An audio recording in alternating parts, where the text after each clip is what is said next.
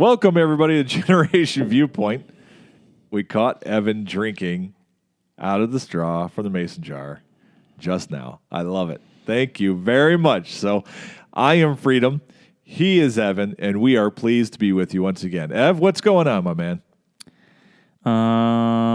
Nothing. Was that water very thirst-quenching right there that you just drank? No, I'm thirsty again. You're thirsty? Take another sip right now. Okay. Go ahead. Just, quench it so that we don't hear your lips smacking when you're talking.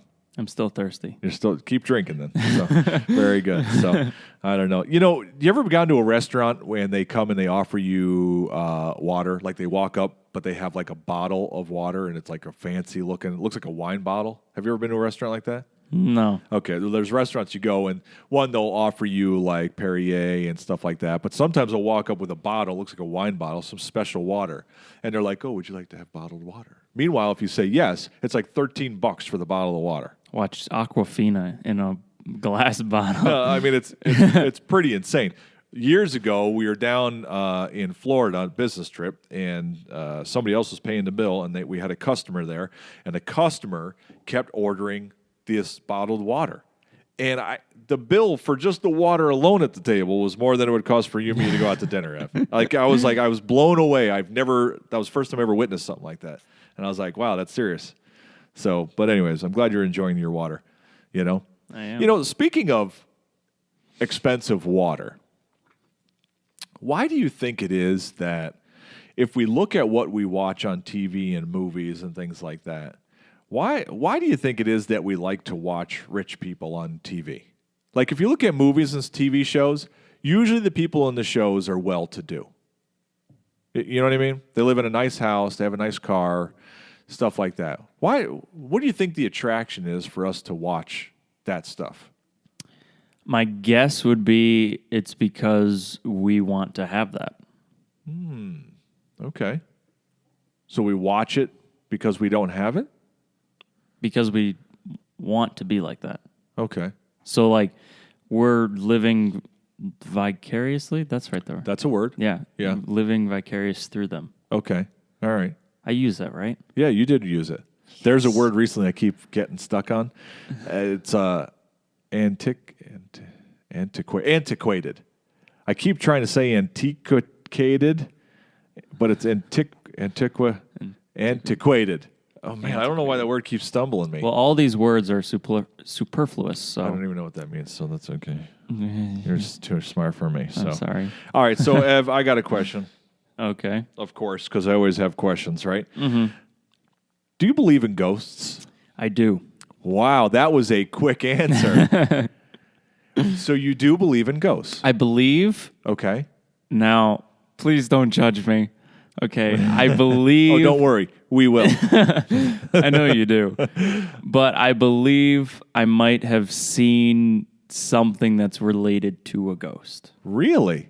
Yes. Wait a minute. Tell me the story.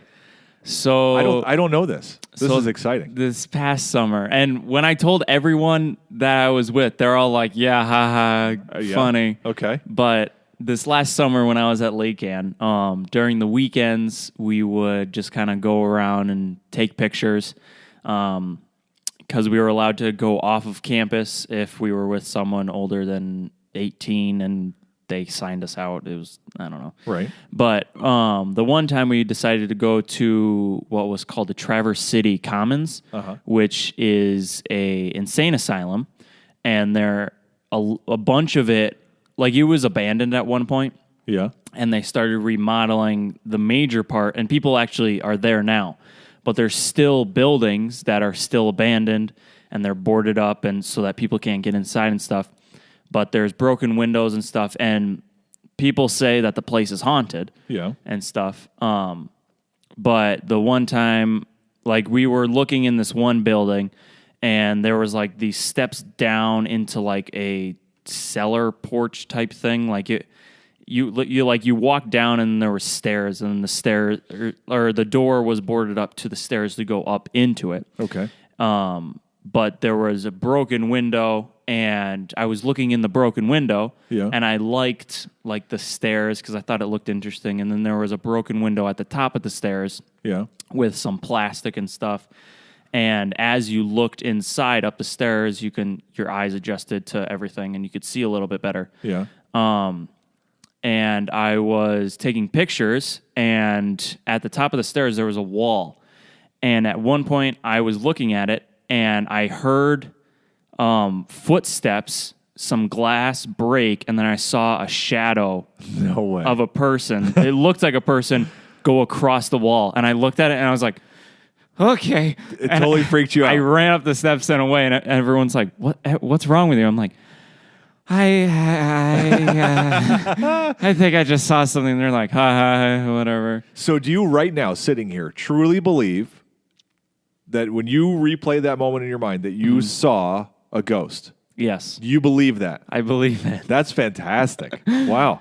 Yeah. That is interesting. And my reasoning behind believing in ghosts, Yeah. Yeah. is because demons Yes. are real. That's and true. Demons are in the world. That's true. So Okay. I kind of think demons are the same as ghosts. So I would more say I believe in demons Yeah. that are in the form of ghosts, kind of. Like I don't believe in like hooded figures that are Yeah. white and they just float across and they're like transparent. Okay. I don't think that's real, but like Okay. because we can't see supernatural things, but I think that demons are real and like Yeah. they influence the world. That's interesting. I was listening to a podcast recently. A guy wrote a book. He did a study around the world, in-depth study from credible sources of people who had near-death experiences. And they talk about how when they come in to like hospital rooms and stuff, right? And everything is going haywire and maybe they're unconscious and things like that, right? That when they wake up, so let's say they're come into a room and all of a sudden and they're they've toned out, or what do they call it? And the doctors are all working on them, right? And while they're working on them, let's say a guy has a watch on. They take his watch off and they put it in the drawer into the thing. And they're doing all kinds of stuff. That he was sharing a stories like where people come back from the dead, like 10 minutes later. And when they're looking for the guy's watch, he's like, oh, it's in the drawer over there. Because he had an out of body. He was seeing everything. That was one of the things that was common between all of these sources they pulled together, is they saw what was happening as it was happening from an outside view. Wow. And so I wonder if that kind of matches into this conversation of are ghosts real? Yeah. Like, do those two things match together? Are Yeah. you somebody who has an experience like that? Do they become a ghost, what we would call a ghost, and then not? Like, could somebody else who was looking actually see them or not? Like a shadow move. And I don't know the answer. I think it's a fascinating conversation because most of the times when I see like Ghost Hunters show on TV, I think it's ridiculous. Yeah. I'm like, this is the stupidest thing I ever saw. Yeah. But if you get serious about the idea of is it possible, are ghosts real or not, I think that's a pretty intense conversation. Yeah. I didn't know you had that experience. Yeah. When I think about it, like I'm still scared because I can still picture. Yeah. Because like there was a little bit, I could tell there was another window in the room to the right. Yes. And I could tell like, because that's where the light was coming from. Yes. And then like, it just scared. It's That's still a little scary. Powerful, man. That's powerful. No, very cool, man. Very cool. Yeah. So, man, I don't even know where to go from that one. That was big. That was awesome, man. So We'll have to call this episode like Evan's scary story or something Evan's like scary that. story. Yeah. I ain't afraid of no ghost. That's what we call it. I don't know. So I got a question. Does reading a book, if you were to read a book, do you think that counts more than if you were to listen to the audio version of the book? Like, do they equal out? Like, oh, I listened to that book yesterday.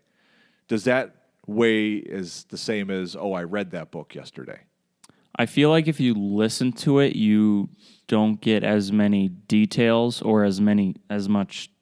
As many muches? Okay. As much like feeling from what's happening. Okay. If that makes sense. So reading it, you think you get more than listening to it? Yeah, because you're paying attention to what's happening. And sometimes you zone out and keep reading. But it's I feel like when you read it, you get more of the impact of the words because like it's flowing through your head. When if you're listening to it, you can easily be distracted and be like, oh, I have to do this and start doing that. And then it's just background noise. So I have two boy, neither one of us could talk today. I have two opposing thoughts on that. One is in sales and marketing, okay? Anything that you can show somebody in print, if it's in print, they take it as in truth. You could write down total fiction on a little chart, make a nice brochure, and when you slide it in front of somebody, they take it as truth because they're seeing it in print, right? Yeah. Okay, so that would back up kind of what you're saying, that you think reading it gives you more information and focus and validity. On the other side, and when I think back to when I was in high school, I could not learn by sitting down with a textbook and reading it. I learned by sitting in the classroom and listening to the teacher talk about it, and then I knew it. I knew it from that. I didn't have to study after that. I got it. Yeah. I was the same way. Yeah. So I don't know which one you get more out of, reading it or listening to it when it comes to a book, based on how I was able to learn in school. Yeah. Right?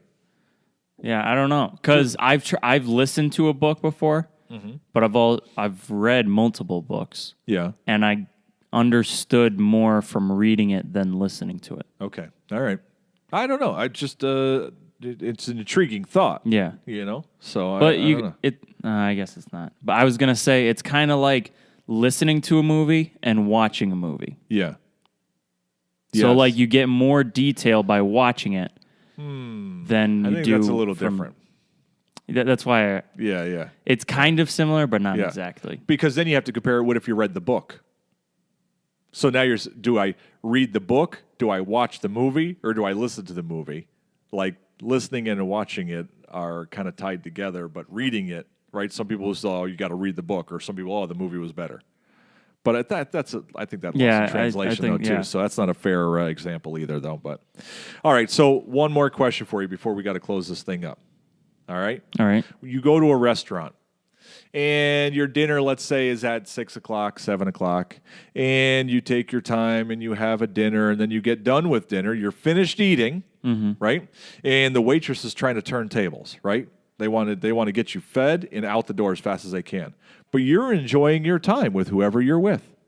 And so you finish your dinner and you order a cup of coffee or whatever, or soda, and you're drinking that. And the waitress comes over and she puts the bill onto the table, right? That's her sign to try to rush you out the door. But you're not interested in leaving. You're enjoying your time around the table with friends, and you have another cup of coffee, and you're just lingering around. How long is it okay to linger at a restaurant when the eating is over? Is there a rule? I wouldn't be one to give an answer Why is that? because I don't like lingering. Oh, I like to sit down, yes. put my order in, Yes. talk, have fun, Yeah. get our food, talk while we're eating, Yeah. and then once we're done, pay our bill, go somewhere else. We can go somewhere else, but I just don't like. Yeah. Like I always like to be doing something with people. Okay. I don't like to sit and linger. See, now I would like to start a new trend. You know me. I'm a trendsetter, baby. Yep. Yeah, not really.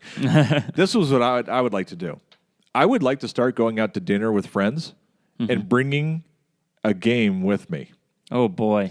And when I'm done eating my dinner, I just rented this table basically by what I paid for my meal. Yeah. Right? I'm going to sit there and I'm going to have some coffee and we're going to pull out a deck of cards or something. We're going to start just relaxing and having a great conversation and playing a game right there at that table in the middle of TGI Friday or wherever you happen to be. What do you think? Can I get away with it? I think you might be able to. So you don't think there's a rule then to lingering as far as the restaurant is concerned? You think that management would come over and say, you really need to get out of here. We want your table. They might. Do you think they should be allowed to do that? I don't know. I think you and I should test this principle. I ain't testing this. No, you and me, we're going to go out with a game of Monopoly. Risk. No. We'll get Risk. We'll get done at like 2 a.m. No. Now, I understand closing is the cutoff, right? But I'm talking about all the way up until closing, how long are you allowed to hang out, you know? Yeah, I don't. We got to try it, man. I don't wanna do I haven't that. played Risk in a long time. So Have mom do it with you. yeah. She won't do it either. Yeah, I know. You and her are too much alike. So that's not a bad thing.